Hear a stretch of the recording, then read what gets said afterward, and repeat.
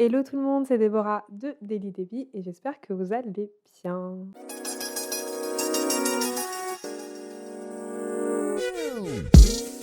Alors aujourd'hui, on se retrouve pour les sorties de juillet qui me font envie. Alors vu que c'est le début des vacances, les maisons d'édition ne publient pas énormément de choses. Elles gardent un peu leurs bons livres, on va dire, pour la rentrée littéraire et elles ont bien raison de le faire. Mais du coup, moi, j'ai galéré un petit peu pour trouver des choses à vous présenter.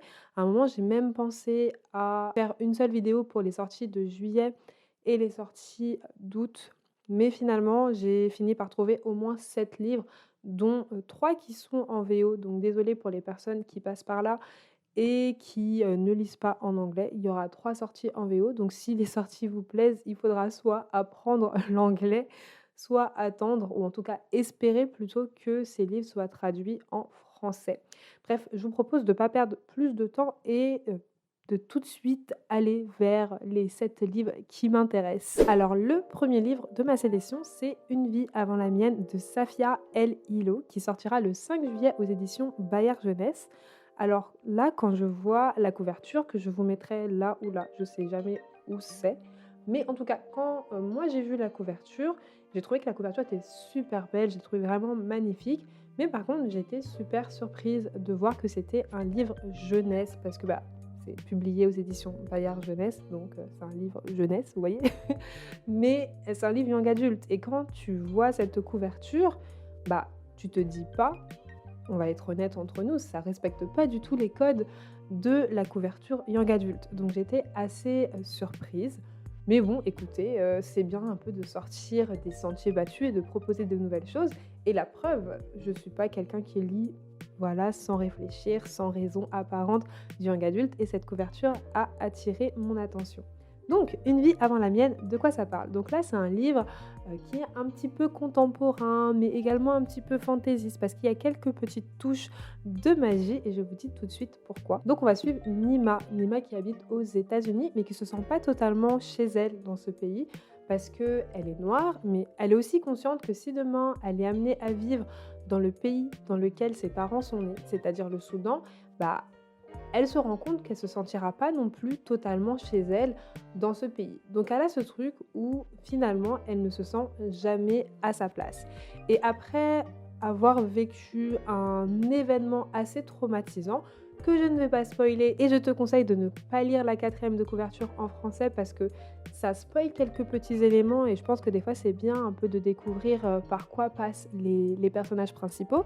Mais dans tout ça, elle vit un événement qui est traumatisant et suite à ça, quand elle se réveillera, eh ben, elle sera plus aux États-Unis, elle ne s'appellera plus Nina, mais elle s'appellera Yasmine. Et en fait, elle va être cette fille que ses parents auraient pu avoir, auraient dû avoir, je ne sais pas vraiment quel verbe utiliser, si ils n'avaient pas quitté le Soudan. Donc elle va se rendre compte que en changeant de prénom, eh ben, elle va également changer la façon dont elle perçoit le monde parce qu'elle n'aura pas grandi aux États-Unis mais au Soudan et ça va aussi avoir un impact sur sa personnalité. Donc finalement, Nima, en changeant de prénom, elle sera une personne totalement différente. Ensuite, on a Les Chemins du pouvoir d'Anne Perry qui sortira le 6 juillet aux éditions 10-18.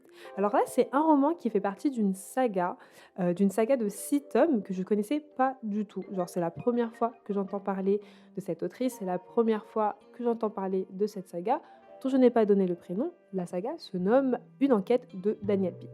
Donc, Les Chemins du pouvoir, c'est le 6e tome de cette saga et en lisant un petit peu le synopsis, rapidement, je me suis rendu compte que je pouvais peut-être spoiler des éléments des tomes précédents parce que le personnage principal qui s'appelle Daniel a évolué entre le tome 1 et le tome 6 et je ne sais pas si cette évolution a une on va dire une importance dans l'intrigue, donc je préfère ne pas te parler de ce 6e tome, mais plutôt de te résumer dans les grandes lignes de quoi parle la saga, comme ça m'évitera de te spoiler si tu lis ce livre. Donc l'enquête de Daniel Pitt, c'est une histoire d'enquête, tout ce qu'il y a de plus banal, comme on pourrait le voir dans Esprit criminel, comme on pourrait le voir dans Les Experts. Donc c'est plusieurs tomes, mais en fait, à chaque tome, on va devoir résoudre un mystère, devoir résoudre un crime ou aider un personnage qui est accusé à tort. Donc vous voyez, c'est vraiment chaque tome a quand même une histoire qui lui est propre, Mais il y a un petit plus et moi c'est ça qui m'a donné envie de lire, ce livre, c'est qu'on suit un personnage qui vient d'une famille qui est influente, d'une famille qui a, du pouvoir et lui-même en fait, il essaie d'être de plus en plus influent. Donc je me dis qu'il y aura peut-être ce jeu de combine, ce jeu de pacte, ce jeu de trahison entre les personnages. Donc vu que là, je suis un peu dans un mood où j'ai envie de voir les gens se tirer dans les pattes, bah, je me dis pourquoi pas le faire avec ce livre parce qu'il semble quand même cocher quelques cases, voilà. Et soit dit en passant, si quelqu'un a déjà lu cette, autrice, si quelqu'un a déjà lu cette, enquête, je veux bien savoir ce que vous en avez pensé parce que et j'avoue, c'est pas bien de faire ça, c'est pas bien de penser ça, mais je vais quand même le dire. Je vois que cette, autrice a quand même publié énormément de livres et c'est vrai que je me suis souvent demandé: «Est-ce qu'un auteur qui publie énormément de livres, c'est un auteur dans lequel je peux avoir confiance? Est-ce que c'est un auteur qui écrit des livres de qualité?» C'est une question que je me pose souvent, je vais pas mentir et jusqu'à maintenant, la réponse que j'avais, c'est non. C'est un auteur qui écrit pour se faire de l'argent, c'est un auteur qui réutilise encore et encore les mêmes, ficelles parce qu'il a vu que ça fonctionnait. Donc c'est vrai que c'est pas un auteur vers lequel je vais me tourner. Mais là, c'est vrai que le fait que ce soit 6 tomes, le fait que ce soit, finalement terminé, parce qu'il me semble que le sixième tome était également le dernier, je me dis: «Bah, pourquoi pas laisser une chance à cette autrice?» Donc si tu as lu cette autrice, si tu as commencé cette saga, en fait, dis-moi ce que toi tu en as pensé et en fonction des retours des uns et des autres, je verrai si je me lance réellement. Mais c'est vrai que le sixième tome là, le petit synopsis, petite magouille politique et cetera, ça m'a fait envie. Je dois l'avouer, ça m'a fait envie. Ensuite, on a le deuxième tome de La Neuvième Maison qui s'appelle Jusqu'en enfer de Leigh Bardugo, si je ne dis pas de bêtises, et qui sortira aussi le 6 juillet aux éditions de Saxus. Alors, si tu as un petit peu suivi mes péripéties avec La Neuvième Maison, tu sais que j'ai beaucoup critiqué ce roman et peut-être que tu te dis: «Mais pourquoi en fait elle ajoute le deuxième tome à sa wishlist alors qu'elle n'a dit qu'elle n'avait pas des masses apprécié le premier tome?» Ça n'a pas de sens. C'est vrai, ça n'a pas de sens. Je te l'accorde, ça n'a pas de sens. À l'époque, j'avais dit que je trouvais La Neuvième Maison assez long. Vraiment, le livre est énorme. Je crois qu'il fait 500 ou 600 pages.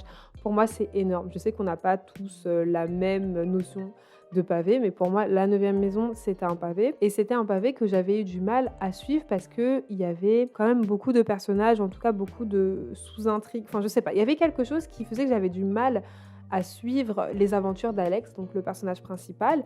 Mais c'est vrai qu'avec du recul, j'ai remarqué 2 choses. La première chose, c'est que j'avais beaucoup aimé le mood du livre. J'avais beaucoup apprécié, ce côté un peu université, un peu dark, il y a des secrets, il y a des trahisons. C'est ce que je disais juste avant. J'aime bien tout ce qui est côté trahison et cetera, influence, pouvoir et tout. C'est quelque chose qui, me parle ou en tout cas que j'aime bien lire dans des livres et j'aimais bien aussi le fait que, Leigh Bardugo ait créé un personnage principal qui soit pas forcément sympathique. C'est vrai que moi, Alex, je la trouvais pas c'était pas le personnage, je me disais: «Oh là là, j'ai envie qu'elle survive et tout». Elle avait pas forcément, ce truc, bonne vibe, la personne qu'on apprécie, dès les premières lignes ni quoi que ce soit. Même c'était tout le contraire et c'est quelque chose que j'ai apprécié. C'est un risque à prendre et perso avec moi, ça a quand même bien fonctionné. Et la deuxième chose, que je dois reconnaître et ça c'est quelque chose que je reconnais en ayant pris un peu de recul sur ma lecture, c'est que je garde un assez bon souvenir de La Neuvième Maison. L'intrigue se tenait quand même assez bien et même plusieurs mois après avoir terminé cette lecture, c'est vrai que j'ai encore la fin dans la tête et j'ai envie de connaître la suite. C'est pour ça que j'ai ajouté Jusqu'en enfer dans, ma sélection des sorties du mois de juillet. Donc je vais pas te parler de l'intrigue du deuxième tome parce que je pense que parler de l'intrigue du deuxième tome, et je suis même persuadée, ça te spoilerait le premier tome. Donc ce qu'il faut savoir et ce qui est important avec ce deuxième tome, c'est qu'il faut absolument avoir lu le premier tome d'abord parce qu'on retrouve les mêmes personnages que dans le premier tome et que c'est la suite directe du premier tome parce que ce tome-là, il s'est terminé par un cliffhanger. Donc, il faut lire le premier tome avant. Ne vous lancez pas du tout dans ce deuxième tome si vous n'avez pas lu La Neuvième Maison. Vraiment, mauvais bail. Donc, si tu veux savoir de quoi parle La Neuvième Maison, ou que même tu as déjà lu La Neuvième Maison, mais que tu souhaites un petit peu comparer ton avis avec celui d'autres personnes, je te recommande d'écouter l'épisode 10 Spoils dans lequel je parle avec Catherine de La Neuvième Maison et on n'est pas du tout d'accord sur la façon dont on a perçu ce livre. Ensuite, j'ai ajouté à ma liste Ripe de Sarah Rose Ether qui sortira le 11 juillet en anglais. C'est le premier livre VO de la sélection. Alors là, quand même, avant de commencer à parler du livre, petit trigger warning parce que c'est un livre qui va traiter de dépression et j'ai l'impression que cette maladie, elle sera comme un personnage principal de l'intrigue, elle sera personnifiée. Donc si c'est un sujet auquel tu es sensible, je te conseillerais vraiment pas de lire ce livre. Donc maintenant que ce petit trigger warning est fait, Ripe, ça va parler d'une fille, une jeune fille qui s'appelle Cassie et qui travaille dans une start-up de la Silicon Valley. Et elle a réussi à décrocher vraiment son job de rêve, ce qu'elle a toujours voulu faire. Sauf que maintenant qu'elle est en poste, elle se rend compte que le milieu dans lequel elle évolue, il est totalement déconnecté de la réalité. Donc par exemple, elle a du mal à comprendre pourquoi certains de ses collègues vont se plaindre d'encas qu'ils auront eu au bureau, alors que le soir, quand ils rentrent chez eux, ou même quand ils regardent par la fenêtre de leur bureau, ils voient des personnes qui sont sans domicile fixe, des personnes qui sont à la rue.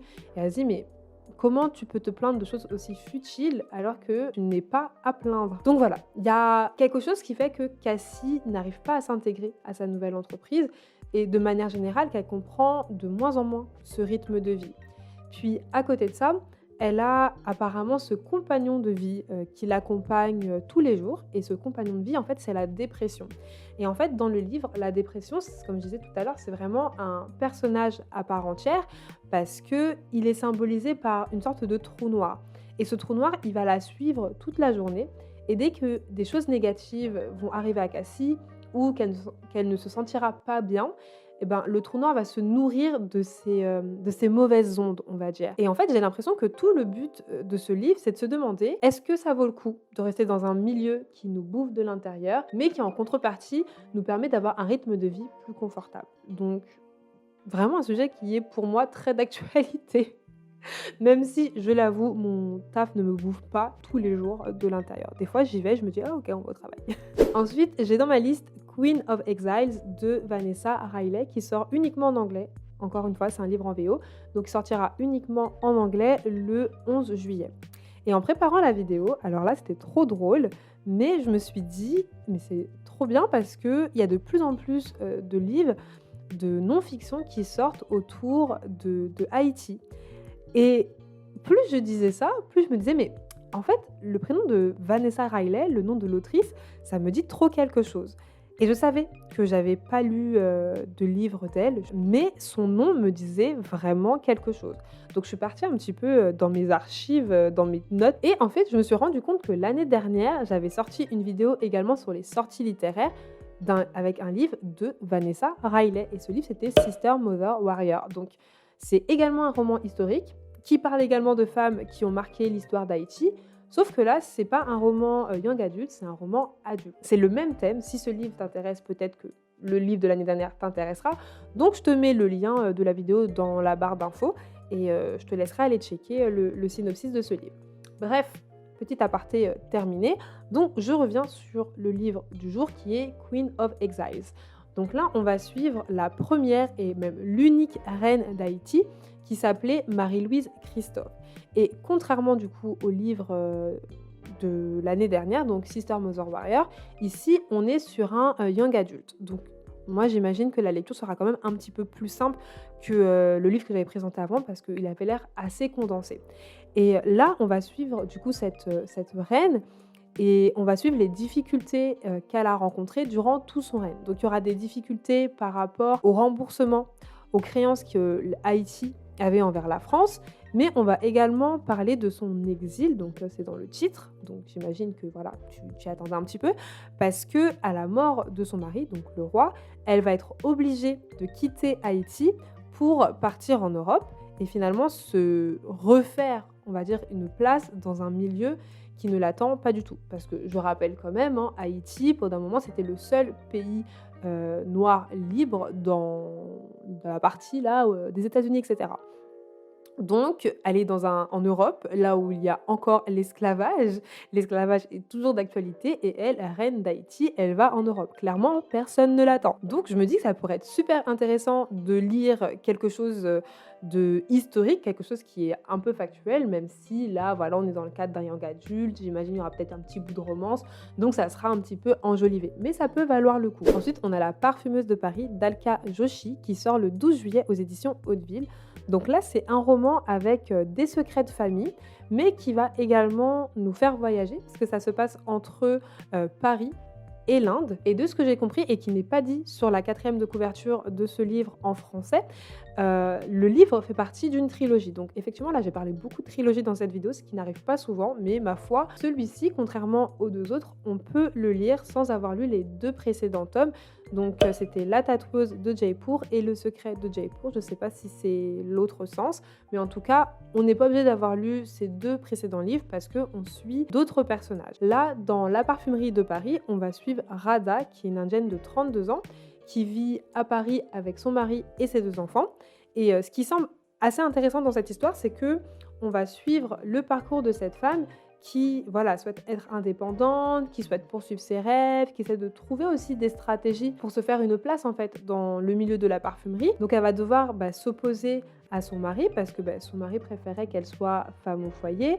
Elle va aussi devoir affronter des personnes qui sont plus diplômée qu'elle et prouver qu'elle mérite sa place finalement dans cette parfumerie qui va l'embaucher. Et je dis ça, mais je pense que je ne l'ai pas précisé parce qu'il me semble que l'intrigue ne se passe pas à notre époque contemporaine. C'est un roman historique, il me semble. Donc c'est aussi pour ça qu'il y a tout ce combat entre être une femme indépendante, sortir de la maison, suivre ses rêves professionnels et non pas s'occuper des enfants. C'est pour ça que je disais femme indépendante, etc. Et même si c'est un roman historique, on n'est pas à la même époque et tout, j'ai quand même l'impression que le personnage principal sera très réaliste, que ce sera super facile de s'identifier à elle, mais ce qui m'intéresse aussi et qui me pousse un petit peu à le lire, c'est que je me dis, voilà, ça va être en Inde, il y aura des petites jalousies professionnelles, etc. Donc c'est sûr qu'il y aura plein de dramas. Et j'avoue, c'est pour ça que le livre m'a intéressée. Au fait, ce mois-ci, je veux des dramas dans ma vie. Je veux des dramas, je veux des trucs un petit peu plus légers, on va dire. Et le dernier livre de ma liste, c'est Striptease de Kate Flannery, qui sortira uniquement en anglais. Voilà, dernier livre de la liste, c'est également un livre qui est uniquement en anglais et il sortira le 18 juillet. Alors, on a parlé de romans historiques, on a parlé de trilogie, de fantasy, etc.